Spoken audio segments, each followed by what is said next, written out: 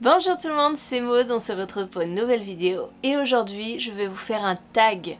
Ça fait très longtemps que je n'ai pas fait de tag, tout simplement parce que la majorité du temps ça ne me plaît pas forcément, j'ai pas envie de répondre à ces questions. Et là j'en ai trouvé un qui m'intéressait bien.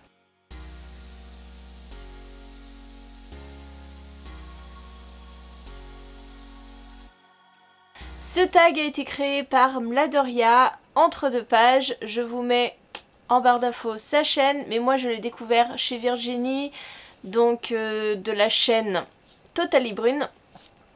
Pareil, le lien est en barre d'infos, je vous invite à aller voir leur vidéo sur ce tag là. Et donc on va parler d'un tag sur les droits du lecteur, librement inspiré du livre de Daniel Pénac. En fait, dans ce petit intitulé, il faut trouver un livre que tout le monde a lu et par contre qui ne vous fait absolument aucune envie. Voilà, même pour vous faire un avis, vous n'avez absolument pas envie de le lire. J'ai cherché, alors bien sûr, je ne suis pas forcément un mouton, je ne lis pas tous les livres que je vois de passer de partout, mais il y en a un particulièrement que j'ai beaucoup vu tourner et qui ne me fait pas du tout, mais pas du tout envie. Il s'agit de Midnight Sun de Stephenie Meyer, vous savez, ce nouvel opus dans la saga Twilight.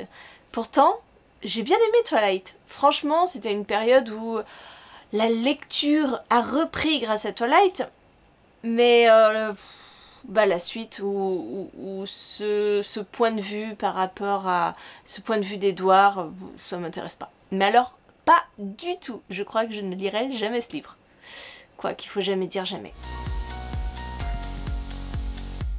Ou ce livre qu'on a lu en diagonale. Alors, moi je vais vous parler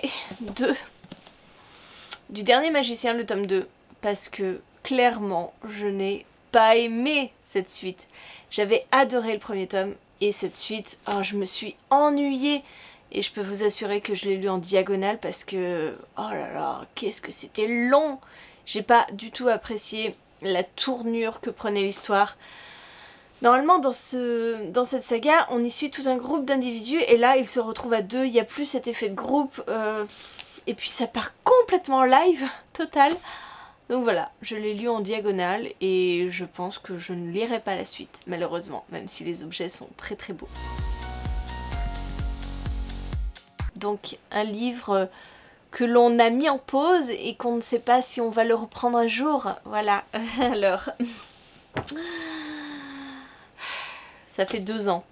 2 ans qu'il est bloqué à... Où est mon marque-page? Il est là, mon marque-page. Il est à 719 pages. Le Trône de Fer, l'intégrale 5. Il aura ma peau, celui-là. Je vous jure, mais ça fait... je vous dis 2 ans, mais je crois que ça fait 2 ans et demi. En fait, il est sorti, je l'ai acheté, je l'ai lu, et je me suis arrêtée là. Et je ne sais pas si je le reprendrai un jour. Je ne sais pas. Il est toujours là, mais... Dans un autre genre, il y a aussi... C'est que des grosses bricasses, en fait. Narnia, l'intégrale. Je crois que j'ai lu 2 ou 3 histoires. Là, il n'y a même plus le marque-page. Mais... clairement, j'avais pas aimé, voilà, le style. Il n'y a rien qui m'accrochait. Donc je ne sais pas si je le reprendrai un jour. Mais il est toujours dans ma bibliothèque, quoi qu'il en soit. Sinon, quand on parle d'abandon, j'ai sur ma liseuse quelques titres aussi hein, que j'ai complètement abandonnés. Je me force maintenant, j'abandonne mes livres. Avant, je ne pouvais pas abandonner un livre. Maintenant, je le fais. J'ai travaillé là-dessus. Ici, dans cette catégorie, c'est un livre qu'on a furieusement envie de relire, qui nous fait très envie. Alors moi... C'est une saga complète que j'aimerais relire. Il s'agit de Red Rising de Pierce Brown parce que j'avais adoré la trilogie. Je ne vous parle pas de Iron Gold qui est beaucoup moins bon, mais cette trilogie m'avait fait passer par des tas et des tas de sentiments. J'adorerais relire cette saga de science-fiction. Encore faut-il que j'ai du temps pour le faire, parce que je ne relis quasiment jamais mes romans. La dernière fois que j'ai fait une relecture, c'était pour Autre Monde, parce que j'avais le dernier tome dans ma palle et que je voulais me refaire la saga pour ne rien rater. J'ai mis 1 an et demi pour la relire, mais je l'ai relue entièrement. J'étais très fière de moi. C'est-à-dire que là, je dois vous parler d'un souvenir, normalement, qui a trait à la lecture et qui n'est pas un livre. Alors, au niveau des souvenirs, j'ai très peu de souvenirs de quand j'étais petite et que je lisais. Je sais que je lisais beaucoup, mais je vais vous parler de Julia qui, ça y est, lit maintenant depuis quelques mois. Et c'est très marrant parce que je ne sais pas si j'étais comme ça à son âge, mais elle voudrait toujours avoir ses BD, ses livres avec elle à table. Elle ne s'en sépare pas, elle ne veut pas s'en séparer. Et si elle n'aime pas sa BD, eh bien elle lit tout ce qui se trouve à table. Voilà. Alors au début, voilà, elle écorchait les mots, donc quand elle voulait lire le jus d'orange, eh ben, elle faisait sans pulpe, elle lisait tout. Tout. Je sais que pour des petits souvenirs... certaines ont parlé des boîtes de céréales. Julia ne lit pas trop les boîtes de céréales parce que là on mange pas tellement. Mais voilà, le jus d'orange, la moutarde, la mayonnaise, tout ce qui se trouve à table, elle nous l'a lu une 20aine de fois à chaque fois. Et puis à chaque fois qu'elle écorche des mots, on se dit mais c'est pas possible, tu l'as déjà lu 25 fois. Le sel, le sel fin, bref. Donc le droit de s'évader, un livre refuge où vous vous évadez face à la réalité. Alors moi j'ai pris un livre en fait que j'ai lu et relu et que je relirai encore et qui me permet de m'évader et que j'adore. D'ailleurs vous verrez l'état du livre, je pense que vous verrez qu'il a vraiment bien ramassé. Alors voilà, c'est une amie qui me l'avait offerte en seconde il me semble. Et il s'agit de La Nuit des Temps de Barjavel. C'est un auteur que j'adore, et particulièrement ce livre parce que il me fait rêver à chaque fois. J'adore cette histoire d'amour, j'adore cette histoire, j'adore. Donc voilà, c'est mon livre refuge. Quand ça va pas bien, et ben je me le prends et puis je me le relis. Hein, d'où son aspect tout abîmé, tout corné, tout moche. Je lis n'importe où, hein. N'importe quand, n'importe où, je lis tout le temps. J'ai pas forcément un endroit insolite pour lequel j'aurais un souvenir impérissable. Franchement, je ne sais pas. Un lieu insolite. J'ai déjà dû lire dans les toilettes. Oui, j'ai lu dans les toilettes. À mon ancien boulot, je faisais ma pause repas, etc. Et je lisais pendant ma pause repas, mais des fois je me prenais des petites pauses et j'allais dans les toilettes et je lisais. Voilà. C'est pas un endroit hyper glamour pour lire, hein. Je me posais, alors c'était des grandes toilettes, vous savez, les toilettes handicapées, donc je me posais pas sur la cuvette, hein. Je me posais à côté, je m'asseyais, c'était très propre, hein, je vous rassure. Et je me posais et je lisais 10 minutes, un quart d'heure. Mes collègues devaient se dire que je faisais la grosse commission. Mais je lisais. Ça m'est arrivé quelques fois, hein, pas énormément, mais des fois j'avais envie de me faire une pause et la lecture me manquait, donc j'allais dans les toilettes. Voilà. Je pense que d'autres auront des lieux un peu plus insolites, un peu plus sympas. Hein. Après, j'ai lu dans des avions, j'ai lu sur des bateaux, j'ai lu... Je sais pas ce qui pourrait être insolite. J'ai dû lire... Est-ce que j'ai lu... Au Grand Canyon? Non, j'ai pas dû lire au Grand Canyon. Non, visiter, j'ai pas dû lire. Dans le bus, oui. J'ai dû lire... au lac Powell. Pendant les voyages, hein, pendant mes voyages, j'ai lu. Après, c'est pas forcément insolite. En haut de l'Empire State Building, peut-être j'ai lu? Non, j'ai pas lu. Je pense pas. C'est-à-dire un livre que vous avez lu petit bout par petit bout sans vous le dévorer. Alors, moi c'est particulier parce que j'adore dévorer les livres. Franchement, c'est ma passion. Si je pouvais, je boufferais un livre en quelques heures et j'adore faire ça. Donc un livre que j'ai grappillé, à part des lectures communes, mais j'aime pas forcément attendre. Donc, mais en fait, j'ai retrouvé un livre récemment.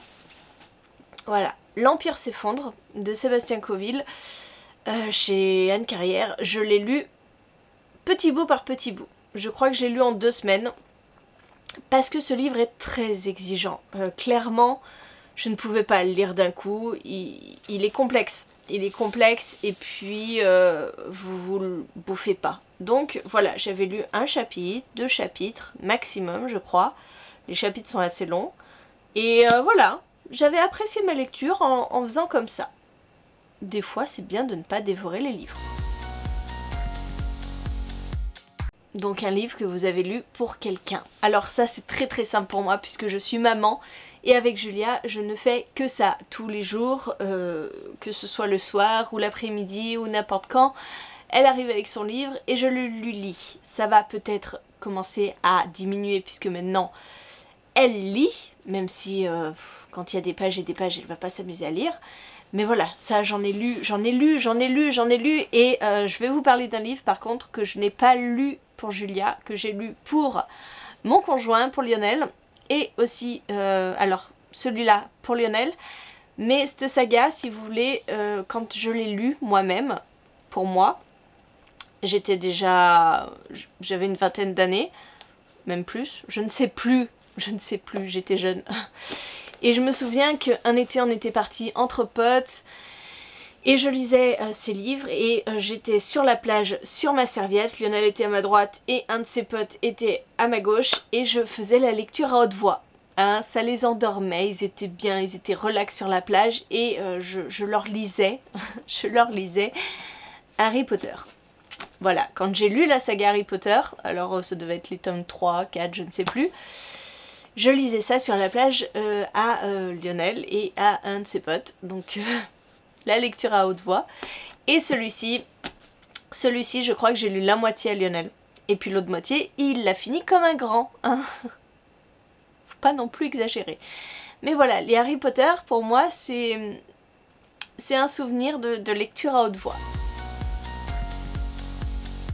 C'est-à-dire un roman dont vous ne savez pas comment parler, en bien ou en mal, hein, peu importe, mais un roman voilà, qui vous laisse sans mots, sans voix. Alors j'ai cherché parce que clairement depuis que je chronique des livres, je crois que je me suis rarement retrouvée à court de mots. Il y en a eu, ça je me rappelle très bien que j'ai fait des chroniques en disant franchement je ne sais plus, je ne sais pas quoi vous dire sur ce livre, je ne sais pas. Et ma mémoire me faisant défaut, je n'ai plus aucune idée de quel livre je parlais en parlant de ça. Et franchement, je vais pas aller voir toutes les chroniques que je vous ai déjà faites, c'est pas possible. Donc j'ai sorti un livre qui maintenant, voilà, après quelques années après l'avoir lu, je ne saurais même plus comment en parler. Il s'agit de Nymphéa Noire de Michel Bussy. Je sais que j'ai adoré cette lecture, que c'est un coup de cœur pour moi. Mais clairement, vous refaire le résumé... sans vous spoiler quoi que ce soit, c'est hyper compliqué parce que ce livre est quand même assez tordu et c'est pour ça que je l'ai aimé.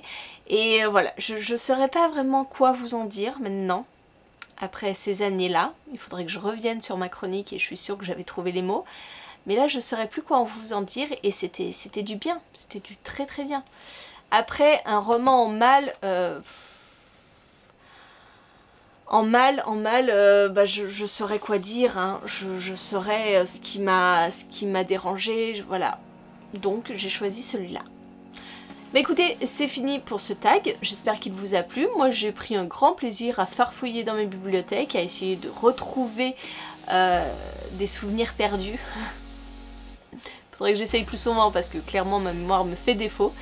N'hésitez pas vous à reprendre ce tag s'il vous intéresse. Je vous liste les questions en barre d'infos si vous voulez le reprendre. Et moi en attendant, je vous fais des gros bisous, je vous souhaite une très bonne journée, très bonne lecture. Je vous dis à très bientôt pour une nouvelle vidéo.